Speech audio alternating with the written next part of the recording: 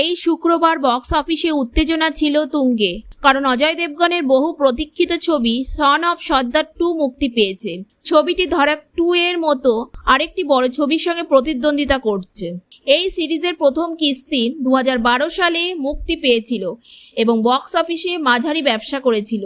এবার আবারও অজয় দেবগন এই সিরিজে ফিরে এসেছেন এবং প্রাথমিক প্রতিক্রিয়ায় মনে হচ্ছে দর্শক তাকে দেখার জন্য যথেষ্ট আগ্রহী।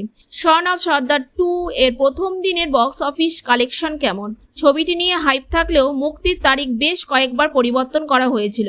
অবশেষে 1 আগস্ট ছবিটি প্রেক্ষাগৃহে আসে। এই মাল্টি স্টারের ছবিটি কেবল ধড়ক 2 এর সঙ্গেই নয়, আহান পান্ডে এবং অনিত পাড্ডার হিট ছবি সৈয়ারার বক্স অফিস দাপটের সাথেও লড়াই করেছে। এসব কারণে সন অফ সর্দার 2 প্রত্যাশিত বাম্পার ওপেনিং পায়নি। রিপোর্ট অনুযায়ী ছবিটি প্রথম দিন মাত্র সিঙ্গেল ডিজিটে আয় করেছে। এমনকি এটি অজয় দেবগনের আগের ব্লকবাস্টার রেড 2 এর ওপেনিং কালেকশনের অর্ধেকও আয় করতে পারেনি। স্যাক নিলকের প্রাথমিক রিপোর্ট অনুযায়ী ছবিটি প্রথম দিনে প্রায় 6.75 কোটি টাকা আয় করেছে।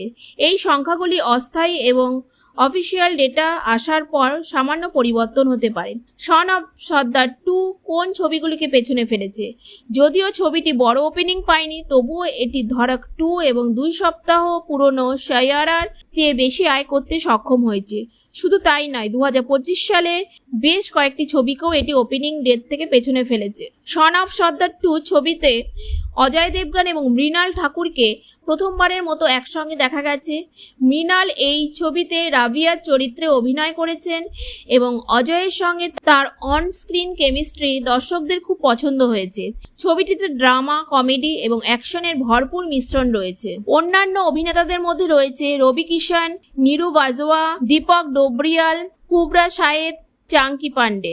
এছাড়া পার্শ্ব চরিত্রে শরৎ সাক্সেনা, মুকুল দেব, বিন্দু দারা সিং, রোশনি ওয়ালিয়া, সঞ্জয় মিশ্র, অশ্বিনী কালসেকার, সাহিল মাহাতা মতো বেশ কয়েকজন সুপরিচিত অভিনেতা রয়েছেন। বন্ধুরা, বলিউডের এই ধরনের খবর পেতে হলে চ্যানেলটিকে সাবস্ক্রাইব করে রাখুন, লাইক এবং শেয়ার করতে ভুলবেন না এবং আপনাদের মূল্যবান মতামত কমেন্ট বক্সে লিখে জানান।